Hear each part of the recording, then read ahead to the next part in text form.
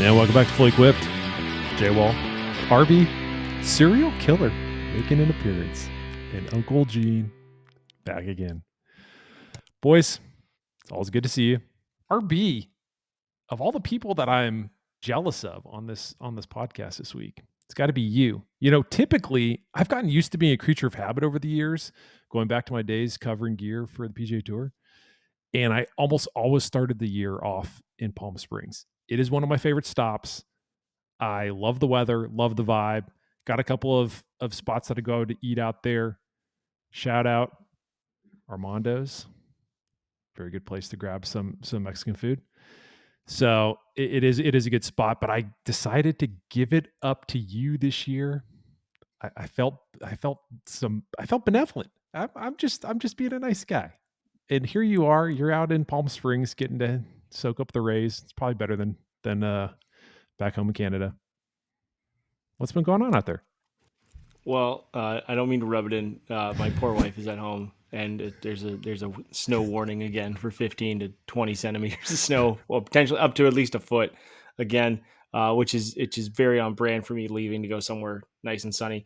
But no, it's been great. Other than cold weather in Toronto, basically nearly made me miss all of my flights, which I shared on my Instagram story. But we're here.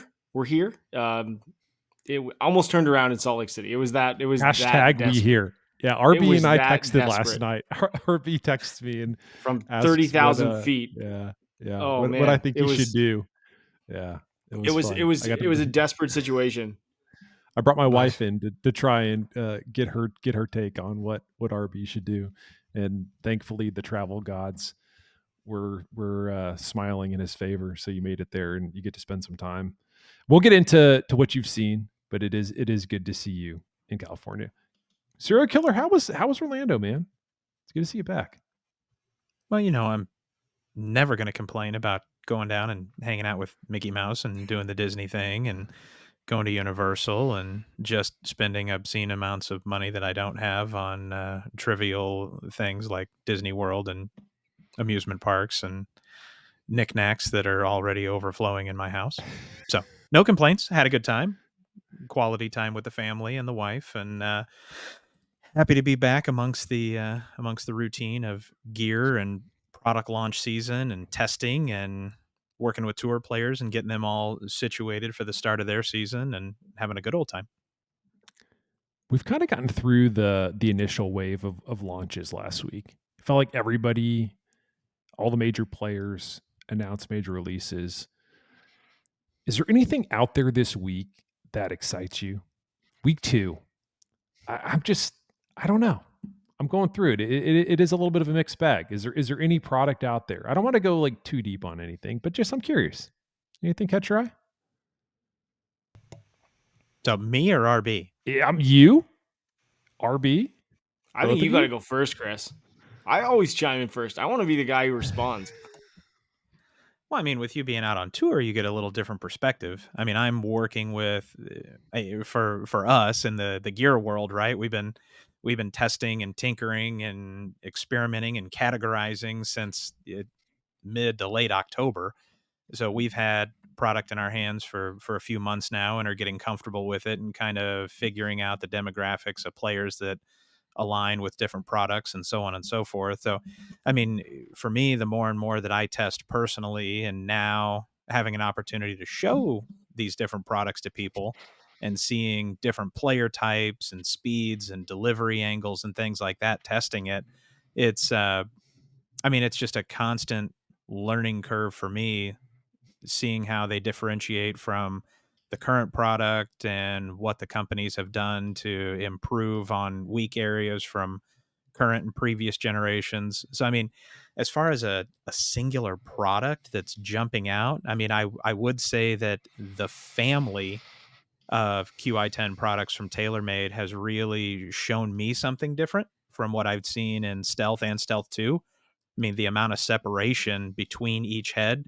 is basically a home run for us in a fitting environment, because now we have 3 different heads that are really, really different.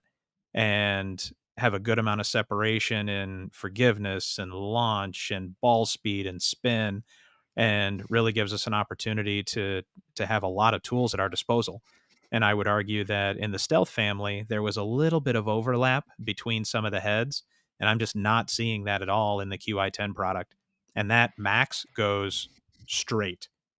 And the more players that I put it in their That's their hands, 10K. That's their 10K version, right? The max. I mean, Yeah. man, I'm not even kidding. Last week I was working the TaylorMade launch event out at DC Ranch here in North Scottsdale, and it was all the staff pros that are on TaylorMade staff. So these are some accomplished players and some big movers and shakers in the Southwest section that play competitive golf and also play golf at a high level. So I've got club pros, I've got mini tour players, I've got PGA professionals, and the amount of QI10 core product and the amount of max product that I fit these players into was, I mean, a pretty even mix, to be honest with you.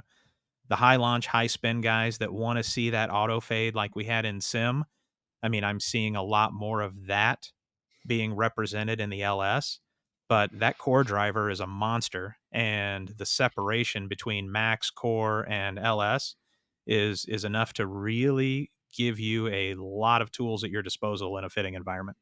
So I guess circling back in a very long-winded answer, QI10. products that I'm excited to work with this year. I mean, Paradigm was great. AI Smoke is an improvement on that. But I would say like category for most improved that I'm expecting to see kind of really turn some heads is that QI10 family for sure. Can I tell you what's kind of cool about this? Since you're talking the separation with the QI10 models, we now have 3 QI10 models out on the PGA Tour. You have Colin Morikawa using the Max. You have Rory last week switching from the LS to the core model. And then you have Tommy Fleetwood winning in Dubai with the LS. I love this. I love the fact that you have all the models represented, because like it doesn't matter what happens. There's always one that everybody is like, oh man, that's the hacker model. Nobody on tour uses that. And so it gets this stigma around it where nobody wants to use it. And I'm like, it's a good driver. It's a really good driver. You should try it. Nah, I'm good. I'm just going to go with this one. I saw, fill in the blank player using it last week in the field at whatever event it was. Oh my God. It's so I love the fact that because of that separation, you have all the different models represented. And oh, by the way, Tommy Fleetwood won last week with LS. We'll get into that. RB, what do you got? I was gonna say, like, you know how like the like TV has the Emmys, and like the movies has the Golden Globes and the Oscars and all that stuff. That's what we need. We need the golfies. That's a bad name. I know. We're gonna workshop this. This feels like something that The Office would come up with. Yeah, I know. Or like whatever.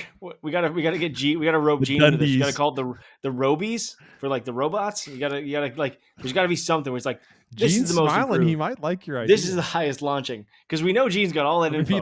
I'm looking at him, right? And to Kris's point, like, I think when we think about like the Venn diagram, like you see the Office meme, and it's like Pam, and it's like the two pictures, like, well, these are the same thing, right?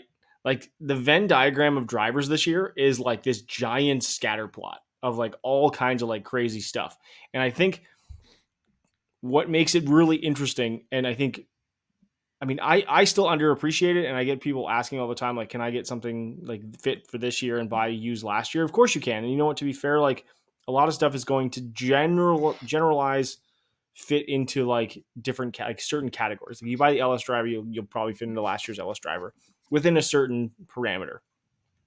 But there is this like education that comes with like fitters, and the amount of information that they have to process to be able to take that in and then apply it to like an individual golfer at different club head speeds and different attack angles and like all kinds of impact parameters makes it, like, again, to Kris's point, like the learning curve is extremely steep.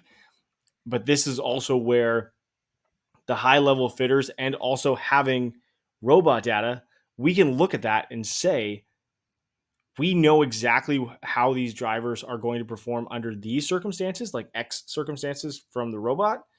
How do we extrapolate that data for higher swing speed players, for players that hit up on it, for players that come across it? I think that is the most fascinating part of every time we see new product. It goes, I don't want to say it goes underappreciated, but it doesn't get the discussion that it really deserves of how much time it takes to go from that point of, this is what we have, this is where we were, this is what we understood about the previous product, this is what the new stuff does, and this is how we can apply it to golfers. Because I want to say that we do condense it in this, like, this 45-minute to an hour discussion once a week, but it takes a lot of freaking time to get to this point, and I don't think a lot of people appreciate how much time that takes, because the end result is, I hit this better. But to get to the I hit this better part is a lot of education that goes in from the engineering point to the robot testing to player testing to the end result of, wow, I hit this thing better. And that process is something we really don't discuss that much. Well, it's interesting. This week and last week have kind of shown some things that, to be honest, have surprised me because, you know, uh, when I look at data, I'm just looking at data. I'm not looking at the way a club sets up, the way it looks. I'm just looking at data and I'm looking at performance data. So I was really geeked out, and talking about the year of the driver and the potential of all these drivers and how better players can really, utilize some of these max products and some of the core products. And in talking to people, not present company excluded, I kind of got some pushback and they were like, oh, well, tour players care about face progression and they care about, setup and blah, blah, blah, blah, blah. And they won't play, game improvement. Well, lo and behold, I mean, TaylorMade's a classic example. You've got Colin Morikawa in the Max, you've got Rory in the standard product. The point being, the way to think of these products is, obviously nobody's going to be playing the draw product, but the way to think of these products now is it's not even lumping into categories. It's kind of like, do you want distance? Do you want forgiveness? And what's so amazing about this year's lineup, which we'll get into in later pods, is we're seeing a combination thereof of both distance and forgiveness and high launch and low spin, which is amazing. But these categories are kind of becoming almost unnecessary or not relevant because That's an interesting proof point there, Gene. But continue. But that's and the proof is it. Well, the proof is in the tour players, right? Because tour players are ultimately, they are more concerned than anything else about performance. And if they can get fit, and Kris was just talking about that, if it says max on it, but they smoke it, and when they miss it half an inch toe and heel, it goes the same distance, they don't care. Whereas before, max used to equal higher spin and it used to equal, a little bit of a draw bias. Now it's a whole different ball game. So I think do you think we could see. Do you think we could see? I mean, this is more a question for Kris, but do you think we could see the removal of categories with the way that some of these drivers are performing, or do you think there's always going to be a place for categories? I mean, to be completely transparent, I try not to, especially in the drivers. Irons I'll categorize a little bit, but when it comes to drivers and fairway woods, like in a fitting environment, unless there is a player request for something that is just not even remotely close to the skill level that they currently possess at the time of their fitting, I won't necessarily categorize a driver. So, I mean, I have prime example to Gene's point. I was working with a tour player last week and we were testing new product, and he's a brand agnostic player, doesn't have a contract with anyone. And we're testing all of the product. And last year I had him in a Paradigm Triple Diamond with a static loft of 11.25. This year he's playing the AI Smoke Max at 10.5, and he picked up 2 miles an hour of ball speed, and he cut almost 300 RPMs a spin, but maintained the same vertical launch. So the window stayed the same. Where do I sign but up for he that picked up- driver? Right. I have So- that's gonna be discussed in a future one. I've got test data to back up exactly what you saw. Chris, 100%. I know you won't name the tour player, but when this person cut spin, they still haven't cut their hair in a while, right? He has not. Okay. He has not. I was gonna mention the name, but I'm like, nope, not gonna go there. I'm just saying. If anyone's out there and they're looking at players on the PGA Tour that might have like a longer style hair that might be brand agnostic, you might be able to narrow it down. I was out here earlier today. I think I know who it was. But you know what? I'll leave that up to the listeners to figure just out. you'll tell them what's up tomorrow, RB. Yeah. I'll just say That's hi. right, If I see this person, I might say hi. Yeah. It's interesting to hear these stories because sometimes when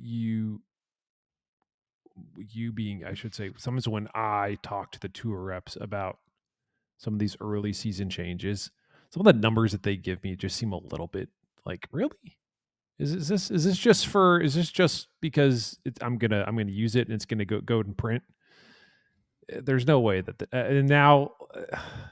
And a lot of it, I give a lot of credit to Gene because the robotic data has certainly opened my eyes to like these numbers that they're giving me are legitimate. It's not just shock value. And I used like Tommy Fleetwood as an example. Like last season, Tommy Fleetwood averaged 283 yards off the tee on the PGA Tour.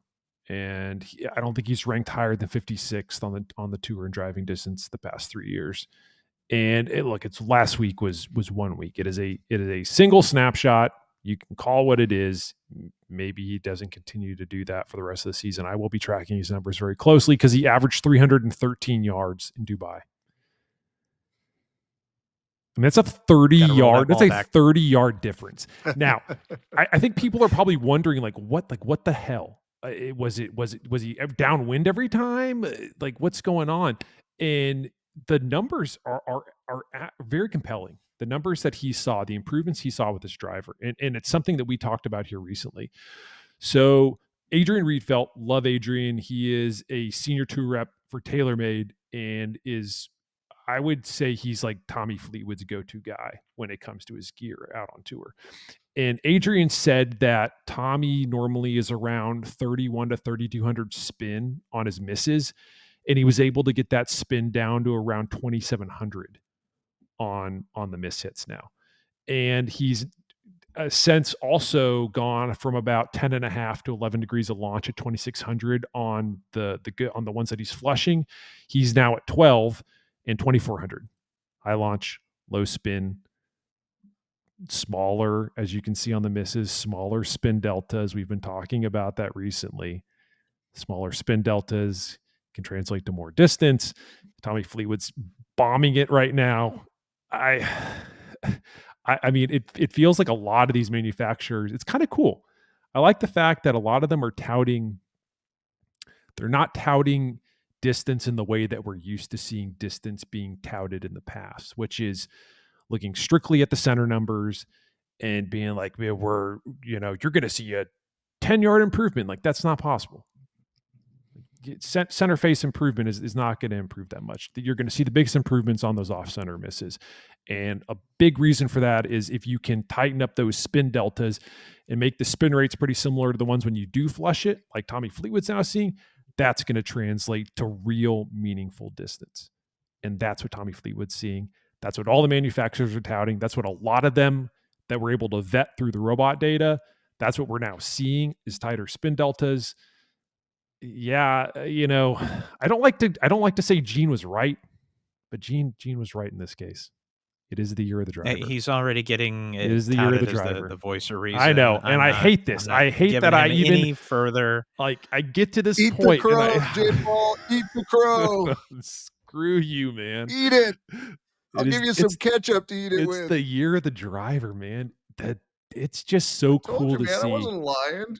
This think is I'm going this to is go a, out on a limb. this is a Stick my special neck out on that. It's a special year for the big stick. But to see that kind of improvement from one guy, and that's a guy whose gear is supposed to be optimized. To see those kind of improvements. What was the loft on his driver that he won with in Dubai? 9 degrees. Okay. 9 degrees. So just a little tease on that. Interestingly enough, that was 1, 2, 3, 4, 5, the 5th lowest spinning driver out of the entire bunch. So once again, yes, that thing was a rocket ship, hands down. But it's No not doubt just about it. it's not just like you're on this like razor's edge. It feels like that you used to be with high launch, low spin. Like the numbers now are Mhm. getting a lot more consistent on those misses. I'm seeing Kris nod his head because he's seeing that from the pros he's working with, from like this is legitimate. It's not magic beans like I've always called it in the past. Like this is when they say that it's a better driver, it's a better driver. We're seeing it. We're seeing it in the numbers. We're seeing it from the reps we're talking to. Kris is seeing it. It is for real.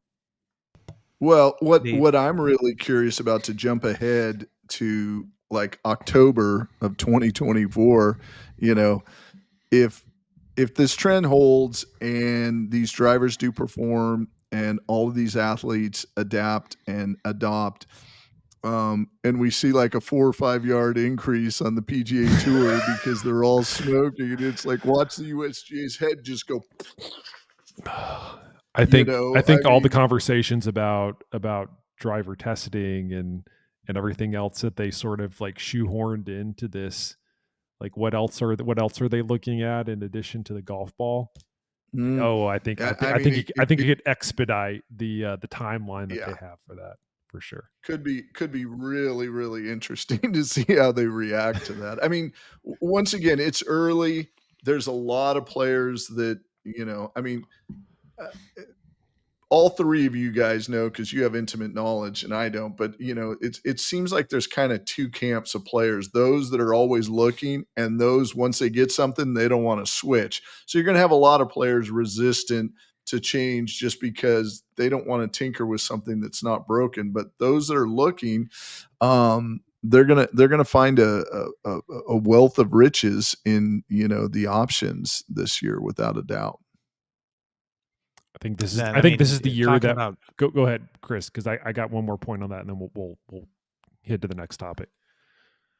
And I was just going back to Fleetwood, and again, like running up the flag for TaylorMade in that QI10 when we were doing our product review video for True Spec, and we had the QI10 product in the bay.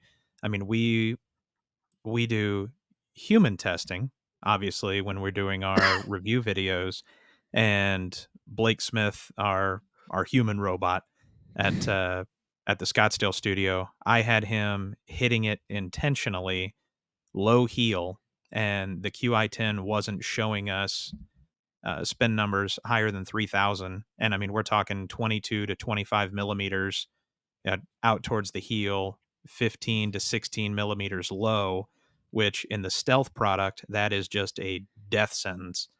And looking at that same strike location in the QI10 product and seeing it hold from that strike location under 3,000 and not seeing the ball gear was really, really impressive.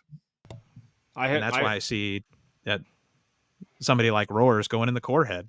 I mean, and it's longer. just so stable. He went to a longer shaft. I didn't even mention that. He went from 44 back to 45. And the reason was it's just a more forgiving head. He's seeing a lot more forgiveness on that core product, which allows him to go back to the longer shaft and start trying to bomb it. And so I think you're going to see some guys get to do that too. I will say this. There are always going to be those holdouts, those guys that still play older model drivers just because they know them, they're familiar, it works. I think this year's crop is going to be the crop that starts bumping some of those old drivers. All like whatever existing old product that you see out on tour, I think it's gone after this year. I think there's going to be something in that crop of drivers that's going to beat the old gamer. There will always be holdouts, the crazy folks. But yes, There will always be. There's going to be some. In general, I agree. I do very wholeheartedly agree. Yeah. Anyway, all right. So I want RB to offer up some insights. He's the man out on tour this week. You've seen some stuff. You've talked to some people. Vogi's official launch is this week in Palm Springs. What's catching your eye out on the golf course, RB? I got the notebook out. All right. So yeah, like it's a big Vogi week right now. I feel like Titleist has 100 people out here. They probably do.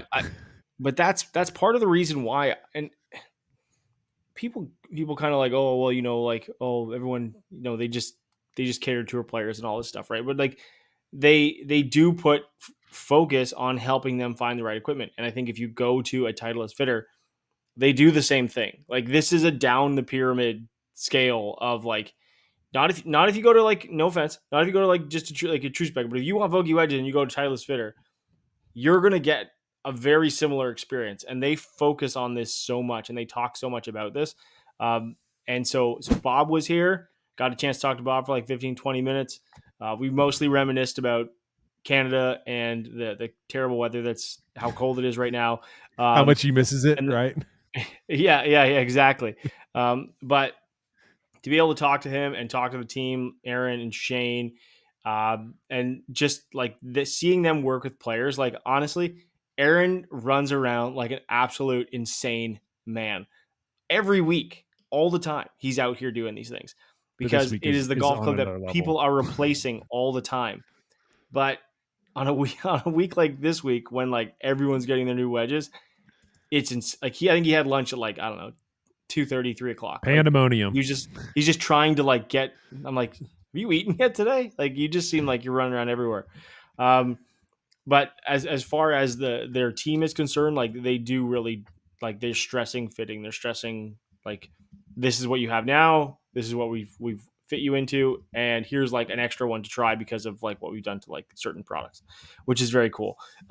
It's also the first week that the new Scotty Camerons are out, which I think is a big one.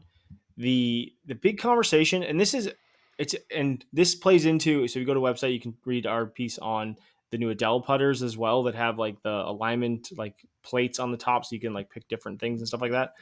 But the amount of ways players focus on the top line is such a fascinating conversation. So I got to like sit in the cart because they build a lot of houses around Palm Desert. So the tour vans are a little further away than they used to be.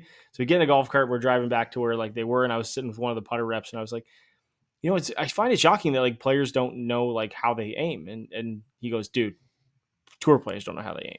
I'm like, what are you talking about? Like, are you serious? And he's like, they have their coaches. They just dial themselves in. Like it is like this intangible of aim. And the alignment system on the Scotty Cameron putters is like something that's really helping them get dialed in.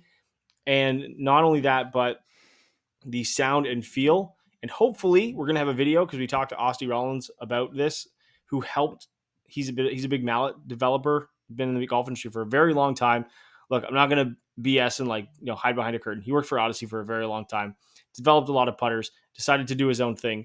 And then the Titleist team decided like, hey, this guy knows a lot of stuff about mallets. Let's bring him over. And so he helped with a lot of the design elements of the Phantom series. And we should hopefully have a video on this at some point. But the way players align is this like very fascinating thing because everyone uses the geometry of the putter head, the top line, center line, like all the things on the top. It is this very, very interesting conversation. And a lot of the players are enjoying the new geometry of the heads, although they look very similar. There are tweaks, and just like with driver heads, fitting is a big element of this, and helping players align better is always going to help them make more putts. So that is something that a lot of players are really enjoying as well. Speaking of new stuff and old stuff, the Ping Van was building a brand new Answer hybrid for Mr. Kuchar. So let me tell you, they dug something out of the vault for him because his old one was extremely worn out. I was about to say, there's only one player who's still using that hybrid. I was like, is that an Answer? I walked in the van today and I was like, dude, I'm not gonna say names, but I'm like, is that an Answer? Is it an Answer like hybrid? And he's like, Yep. I said, I built those a decade ago. And he's like, he won't switch. And I'm like, that's cool. Like, I get it. Like, his one is like getting to the point where it's like just completely beat up. Let's see what else we got here. I know we can't, I will post pictures of this. So if you haven't seen already, at some point, check out social. Mizuno doesn't have a new driver, but they have a new color, which I think is very cool. So I will share that. You guys haven't even seen this yet. I walked up to Jeff Cook because I congratulated them because Grayson Murray won last week. Says, hey guys, great week last week, blah blah blah, all that stuff. So first Mizuno driver win actually since Keith Mitchell won a while ago now. So that was cool. That's like a little thing. But I was like, what the hell is that? And Jeff, they're like, yeah, you can take pictures of it. So I did. So you'll see it. It's a new color. It's very different, but it's also a little retro. So there's all kinds of stuff going on. But you'll see that in a little bit.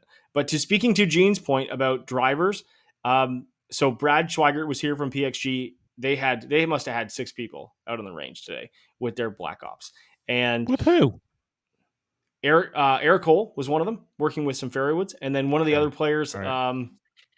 He was out there, and so Eric's loving the driver, but they're trying to like they're I was about to working. say, I with thought him Eric with Cole was Fairwoods. good. Why they bring 6 people to Palm Springs? No, just vacation. Because they want feedback. They're getting feedback. I was talking to Brad, and the interesting thing is we know, or at least I've experienced how, and I've talked about how low spin the Tour 1 head is. But this is that interesting conversation. I think, like Kris, I would like to hear your point on this. Is like, as a player like myself who misses around the face, plays a cut, the tour head, the super low spin head from any model is generally going to fit me better. But tour players, they hit up on it already. They hit it in the right part of the club face, which I do not all the time. So they oftentimes, I asked Brian, like, is Eric in the tour or the standard one? He goes, no, he's actually he's just in the standard one because he delivers it so freaking well, hits it off the middle of the club face that he creates low spin dynamics that if you were to give him the tour head or the Tour 1 head, which is the model, he's like, he doesn't spin enough. And if he happens to miss hit it a little bit, it falls out of the sky. And this is where I've had a lot of conversation with golfers through like Instagram and people asking me questions about where should my spin be? And like, someone said they hit a fade at like 2000 RPM. And I'm like, that's not good. Like, it seems good on paper, but that is not good. Because if you miss hit, good luck keeping that. Only Gene's robot can do that consistently. You're swinging up. Let's say you're swinging up and across, right to left, so out to in. So you're hitting this like fade, and you catch it a little toey. That 2100, that 2000 RPM spin immediately drops to 1500, and you're like, why the hell did my golf ball carry 175 What's the yards? meme with the guy? You are not that guy. You are not. Yeah, it's just like it doesn't happen. So you are not that guy, pal. That is exactly going back to Chris's point about the max. And I had this conversation with like through text and whatever. Drew Cooper, I mentioned it before.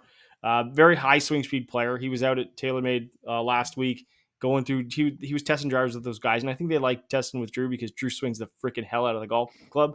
And I said, "What driver worked best for you?" He goes, "The LS launches rockets." But to be fair, that max opened up to a lower loft for me, and he's swinging north of 125 miles an hour. He goes, "This thing is a rocket," and I think that is where, to your point, and Jonathan, you made a great point earlier. The idea that categorizing drivers like this is the high handicap driver, like the max driver from Ping, from TaylorMade, the standard model from PXG, the max model from Callaway, you fit that properly to any player. I don't care what their swing speed is. You get them the right loft, you get them the right CG location. They are going to be able to hit that extremely well. They're going to hit it as far as they'll hit any other driver, and most importantly, they'll hit it more consistently. And that is what's most important, because you give that to any player what is it? Every freaking golfer. I don't care if you're a low handicap tour player to a 25 handicap going for your first lesson. What's the first thing they say to every teacher? I just want to be more consistent. What the hell does that freaking mean? I just want to be more consistent. Well, here's your opportunity. Get fit for the right equipment that's going to work for you. and you will be more consistent, period. And that's it's just that simple. And I don't care if you're a tour player or a high handicap golfer, you get fit into the right equipment, whether it be an LS model or a higher MOI driver, you're going to see results. There we go. I love it. All right. So before we get to, we're definitely going to get to the robot insights on the Costco Kirkland signature driver, because I know everybody wants to hear us talk about that. But before we do, I want to let you know that you should join Inside Golf. I said it. So golf.com has a membership program. It's called Inside Golf. We've talked about it the last couple of weeks. $40 gets you $140 in benefits. But look, I'm going to be honest with you. The benefits are cool. You're going to get some cool stuff. I think you get a dozen Strix on balls. You get $20 towards a purchase at Fairway Jockey. You get a subscription to the mag. But the real reason why you want to join Inside Golf, there's two things. One of them, Arby's mentioned, you get access to the golf magazine archives. I've been digging through those here recently. They're Holy dope. smokes. They are so cool. Go back to like the 70s and 80s, man. Just, it's awesome. You can flip through and you see the old ads. You see, I think even they've started bringing back some of the old instruction tips. I think I saw one recently, a Sevi tip on putting. It's just cool. It's cool to see that stuff. It's cool to see where gear was. That alone, getting access to that extensive archive is totally worth $40. The other reason why you need to join is because we are starting a new Inside Golf program this year where you're going to get a chance to do these bucket list golf experiences. And the first one we're doing is incredibly awesome. It's going to be 3 days and 2 nights at Pinehurst, 2 weeks before the US Open. You're going to get a chance to play golf, get a chance to hang out with golf.com editors, and get to see number 2. I mean, literally right before they play a major championship on it. And we've talked about it. I mean, you're not going to get chances like this, if ever. So make sure you sign up for Inside Golf. Go to golf.com. It's really easy to sign up. $40. Join this trip. Hopefully RB and I are going to both be on it. If not, maybe one of us will be in attendance there, so we can talk some gear with those of you that are gearheads. But anyway, go check it out. Golf.com, Inside Golf membership, bucket list golf trip to Pinehurst 2 weeks before the US Open. Do it. All right. Can I vote for just raising that membership up $10 a piece, and then all 4 of us go? Could we all just do that, man? Can we just? Hey, it's $50 for the membership. What if we just all get golf.com Inside Golf memberships and just go? We'll just. I don't know what the cost is, man. Let's just pay. I'm down. Let's just do a fully equipped trip there. Let's just do the podcast from there. Yeah. There's a real reason to go. We can hang out at Golf Pride. There we go. Yeah, sure. I like that, Chris. We haven't done it. We haven't done a proper trip, if ever. So I feel like it's a good time to do that. All right. If you want us to do a trip, reach out to us on social media. If we get enough people, we'll freaking do it. Yeah, we will. I'm going to threaten us. You're going to threaten everybody. If you want to do a fully equipped trip, we could sure as hell do that. The 4 of us leading a trip, what could go wrong? Oh, hey, let me put my vote in. The Coachella lineup just came out, so I'm going to be in the desert at the end of April. So if we want to tie a golf trip on who's the top headliner? of that. Who's the headliner? Doja Cat is Tyler, the Creator. And, I just want to go to Coachella with Gene. Like, I think that's probably my bucket list trip. Fun. That's There's my our bucket trip list right trip. there. There's no golf. Can we do fully equipped from Coachella? Hell yeah, man. What are those strange people doing over there with microphones? Yeah. We're talking about golf clubs. Come join us. They're going to be in a good mood anyway. They won't care what we're talking about. Oh, Lana Del Rey is the third. Yes. Oh, so, nice. Anyways, you know what's really funny? Tyler, the Creator, has a brand called Golf. There you go. There's our tie-in, folks. Yeah. There's our tie-in. Yeah, someone get us a Tyler, the Creator golf sponsorship, and we're there. Maybe we can get him on the pod. That'd be fun. Silence. Perfect. All right. Perfect. So perfect segue into talking about Costco's Kirkland signature driver. About a month ago, we ran a story on golf.com where we looked at, thanks to Gene's robot, we were able to test the irons and see how they stacked up against all the 2024 offerings. And with the new driver coming out, we figured, why the hell not? Let's do it. Golf Laboratories swing robot took rips with the new Kirkland signature driver at 95 miles an hour. We tested center, 3/4 heel, 3/4 toe, and we have some results. What do you think, guys? Okay, first off, who's read the story? Did anybody look at the results? Gene sent me the results. I was trying to keep. Okay, RB's seen it. Kris, have you seen it? Have not. Okay, good. That's what I want. I want a little blind test here. What do you think? How do you, if you were gonna like place this driver, do you think it'd finish like middle of the pack, bottom of the pack? What are you thinking performance wise? I mean, if I can have a just logic based opinion on This driver's just under $200 by penny. God, as much as I don't want to say it, based upon how the irons were, as you put it, kind of the cheeseburger right in the middle, not a world beater, but also not bottom of the pack. I'm going to say it's probably similar. Okay.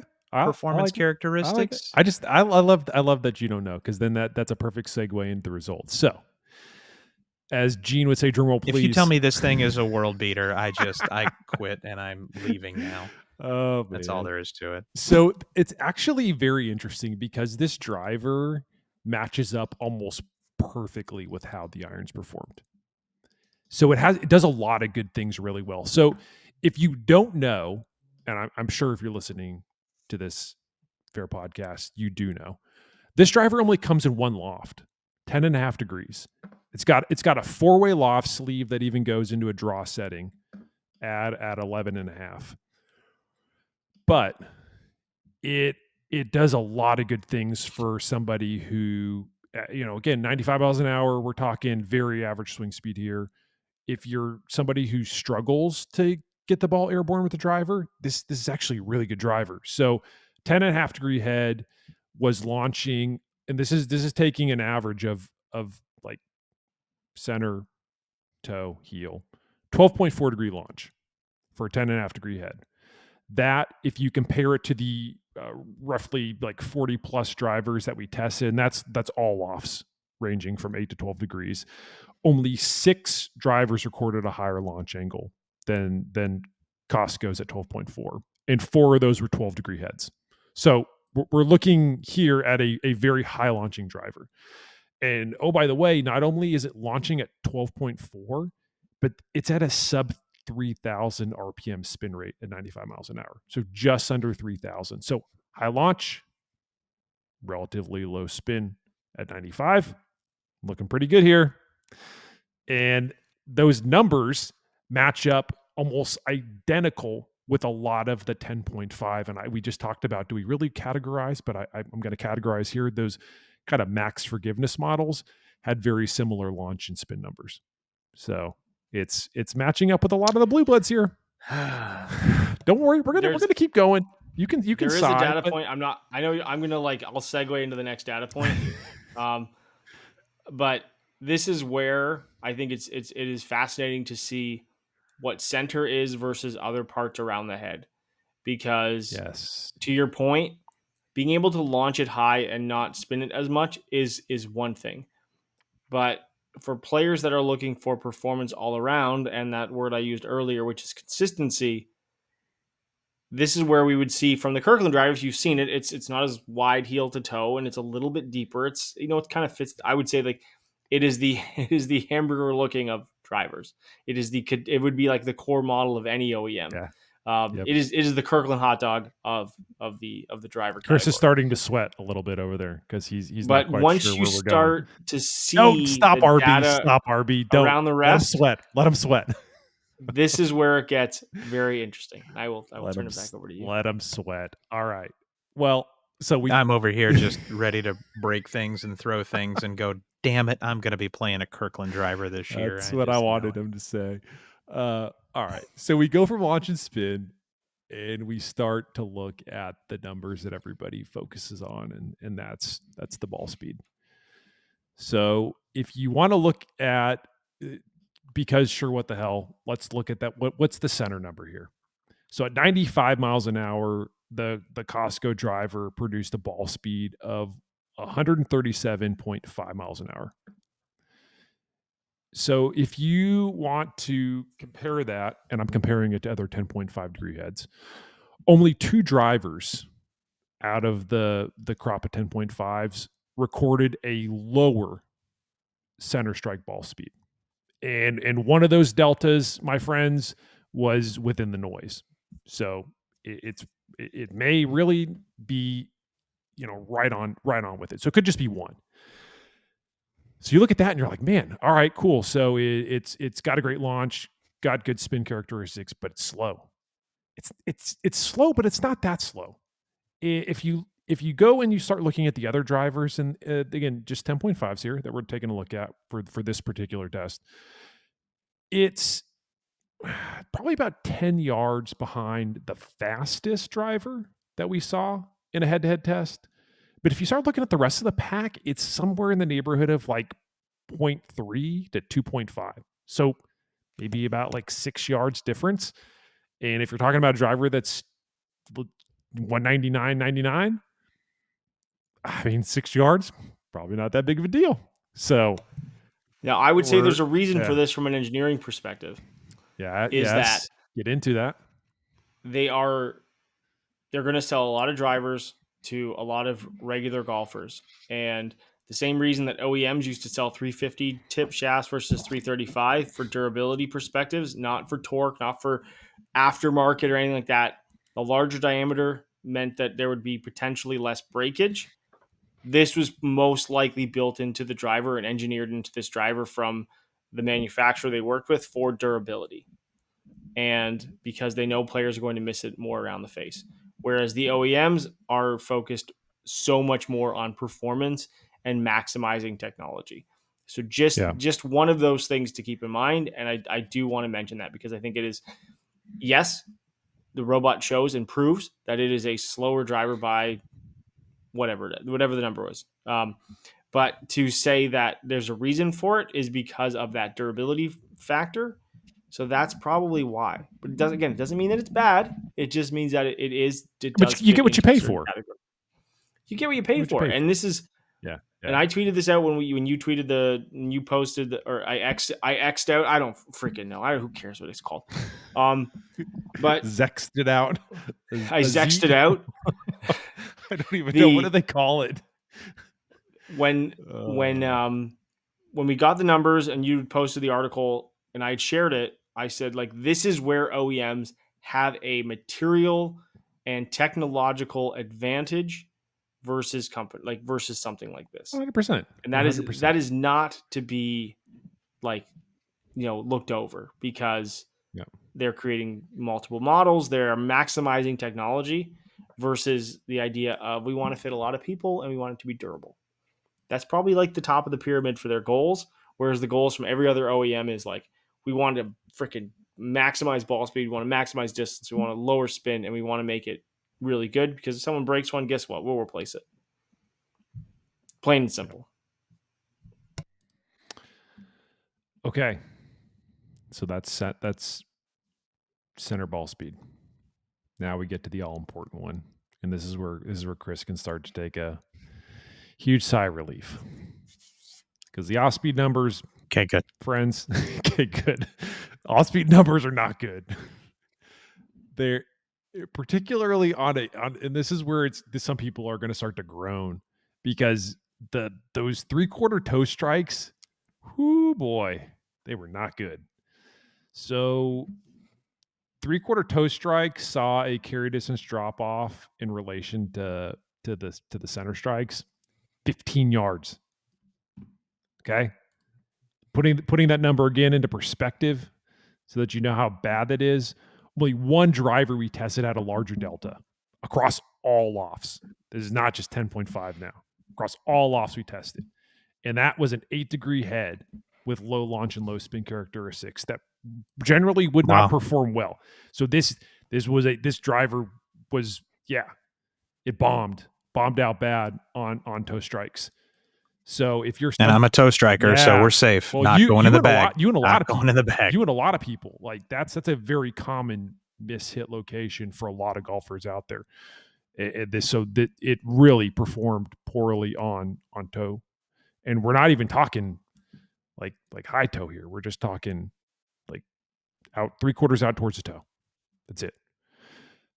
Gene, when you see robot, when you Yeah. see that in person, are you like, do you see that?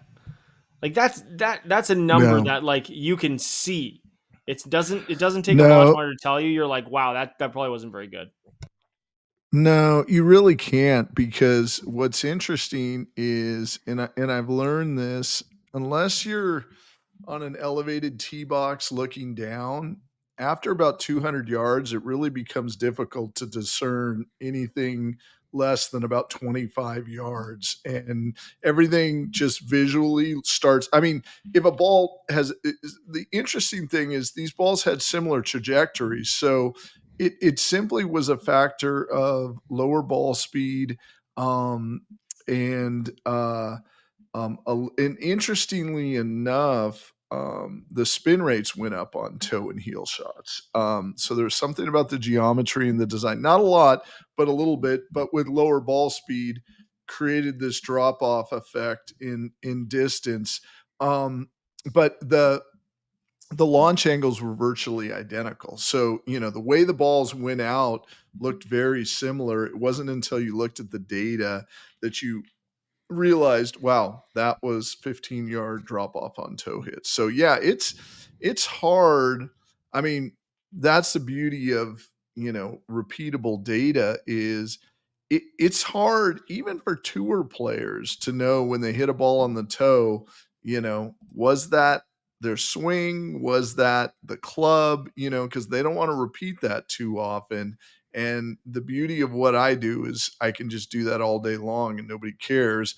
And I can look at it and then go, wow, there's a significant drop off on toe. And I will throw it back to you, J-Wall, for heels. Yeah.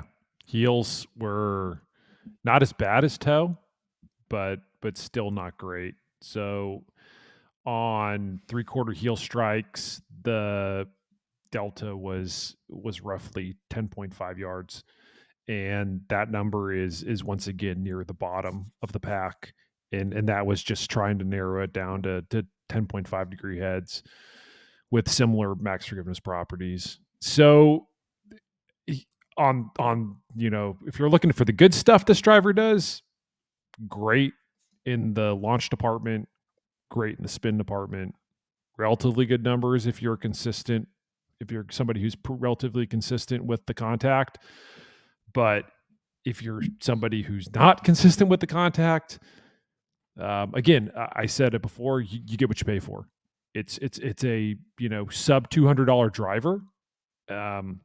It's going to do the job. It's not for the. I don't want to put it in a box, but I don't think this driver is for the gearhead. I don't think that there's anything wrong if you want to go out and buy one, assuming you could find one. And it's once again sold out. I think they did. RB, didn't they? They released they had some fresh inventory for drivers and irons, and it looks like it's sold out again. Yeah, this past week, irons and driver went back on sale. Yeah. And so I was kind of surprised to see that. I mean, I wasn't necessarily a crazy shock, but I had a feeling they were gonna be able to restock it. But yeah, I think again, it's still gonna be one of those things that's hard to find. So, but from a value perspective, for $199 for a new club, it still offers very good value, and I think that's the one thing we can't overlook. For sure. Yep, exactly. So and you get what you pay for. Yeah, and I was going to say too, in all fairness to the driver, it ran up against the murderer's row of year of the driver selection. So we're comparing it against these. We're comparing it against these 10K models that are just are killing it, and we'll get into these numbers later, but we're seeing drop off in distance on 8 points off the center that are just amazing from multiple manufacturers, and they all have just stellar products this year. So in years past, it probably would have been that cheeseburger, but this year, it slipped down a little bit just because there are so many exceptional offerings. So, if you're new to the game, if you're price conscious, if you're just not someone who's sure, that they want to be spending a lot of money on equipment, or you don't know It's how a long great you're going to be driver. sticking with the game, It's a great man, driver. it is a really, Yeah, really good yeah, driver. it is a So, really good driver. there's definitely segments of the marketplace that should definitely, take a look at it. Yep. Yeah, and for that price, definitely. If you're new, If I can golfer, offer a little something from the fitter's perspective. I mean, 100%. okay, so with the amount of money that you're saving with the irons, just come see us at True Spec and get fit for one of these amazing new drivers that's coming out. There we As go. you're gonna save a pile of cash with the irons, so just come see us and get a good driver in the bag. By the way, This- I offered you up to anybody who wants to get fit. I said maybe they could just pay to have you fly out and fit them. happy to do it. Yeah, Happy to do yeah, it. I know you are. I mean, to maintain. We the, did the to your tier horn status really with the hard last week, airlines Chris. I'm and- just gonna say. Don't tell him that, because I now he's appreciate now you he's going to guys. go back and he's going to get an inflated ego for the next episode. Don't do that. It's too late. It's already inflated. Come on. All right, let's wrap this one. I'm tired. We're doing a late night one. I didn't even mention that. But fully equipped after dark wasn't really fully equipped after dark. This was a really good pod. So I'm glad we were able to knock it out. That'll do it for episode 224 fully equipped. Next week's going to be a good interview. I can promise you that one. I've teased it in the last few weeks. So be on the lookout. Thanks as always for listening. We'll see you next week.